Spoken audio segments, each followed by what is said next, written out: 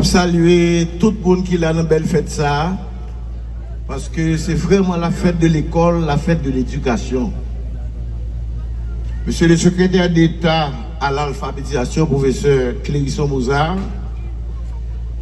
Monsieur les inspecteurs généraux du ministère de l'Éducation nationale et de la formation professionnelle, Excellence, Monsieur l'ambassadeur de France, et avec nous ici, Mesdames, Messieurs les représentants des différents organismes du ministère, Monsieur le maire et son équipe, Monsieur le délégué départemental, Monsieur le directeur départemental d'éducation du Nord-Est, Mesdames, Messieurs les autorités du département, autorités policières, judiciaires, ecclésiastiques et autres, chers partenaires, chers amis, chers élèves, chers parents, Monsieur le directeur général de FNE qui pilote l'événement avec le ministère, le directeur général de l'INFP, en particulier,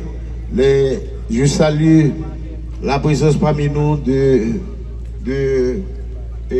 tous nos partenaires comme l'UNICEF, le PAM, l'UNESCO, Eric Volibi qui nous accompagne dans le cadre de la revue sectorielle du ministère, Gita, Inge, Wanja, vraiment toute cette belle équipe. Je salue également la Banque mondiale et la BID qui nous accompagne dans le cadre de l'alimentation scolaire. Je salue le coordonnateur du PNCS.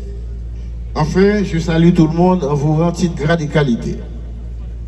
Avant de vous livrer mon discours, je vous transmets deux messages. D'abord, les mots de félicitations de son Excellence, le coordonnateur du CPT, Conseil présidentiel de transition, Laurent Saint-Cyr, et les mots du Premier ministre Alexis Fils-Aimé, qui devraient être là avec nous. Ils n'ont pas pu faire le déplacement en raison de la gouvernance du pays, de la gestion du pays. Ils vous transmettent d'abord leurs vœux de bonne année scolaire, bonne année académique 2025-2026, succès à tous les élèves. Ils vous promettent au moment opportun de vous rendre visite quand la situation se présente. Un deuxième mot, c'est de remercier les partenaires techniques. D'abord l'ambassadeur de France qui a fait le déplacement pour être là avec nous à l'école Maquillon des Pêches. C'est un signe d'encouragement tant pour le gouvernement de la République que pour la direction départementale. Je salue également la présence de Gita, de Wanja, de Inge, enfin de tout ce monde, de Eric Volibi. Leur présence, c'est un soutien fort à vos côtés, chers parents, chers élèves, chers enseignants. Donc je tenais à placer ces deux mots. Le troisième mot, c'est de féliciter le directeur départemental d'éducation du Nord-Est, féliciter également la présence du sénateur Jean-Baptiste qui tenait à être là aux côtés du délégué départemental. C'est donc avec un profond respect et une grande détermination que je me tiens devant vous aujourd'hui pour participer aux côtés des plus hautes autorités du pays et aux côtés également de tous nos partenaires à cette grande cérémonie, cette grande fête de l'éducation, la cérémonie de lancement de l'année officielle de la rentrée scolaire 2025-2026, qui me donne l'occasion d'aborder un sujet d'une importance capitale, l'état de notre école au regard de la politique éducative d'Haïti, récemment redynamisé par le plan décennal d'éducation et de formation, le plan décennal 2020-2030. L'école haïtienne est en crise profonde. Je l'ai exprimé dans beaucoup de mes interventions. Les extraits de ce système éducatif produit l'état de la société globale, puisque nous sommes en train de vivre une double crise structurelle, une remise en cause de la gouvernance traditionnelle du pays, du modèle des relations de l'État avec la société, et une crise conjoncturelle, parce que le pays est actuellement désinstitutionnalisé, déshumanisé même. Donc, et notre niveau de développement, les investissements publics, privés sont là pour l'attester, la crise de l'éducation. Il nous faut vite bien agir, adresser les différents problèmes, nous adapter à la réalité, renverser la tendance et restaurer l'autorité de l'école afin d'apporter des solutions et de favoriser l'accès à l'offre éducative. Permettez que je fasse un retour en arrière pour vous, chers amis, enseignants, directeurs de l'école. En 1998, le ministère de l'Éducation nationale et de la formation professionnelle a publié le plan national d'éducation et de formation. Dans ce plan, 4 problèmes ont été identifiés. D'abord, le problème de l'accès. Est-ce que tous les enfants du pays ont accès à l'école, à l'éducation? Parce qu'à l'époque, il y avait environ près de 700 000 enfants qui n'étaient pas allés à l'école. On était dans la région en retard.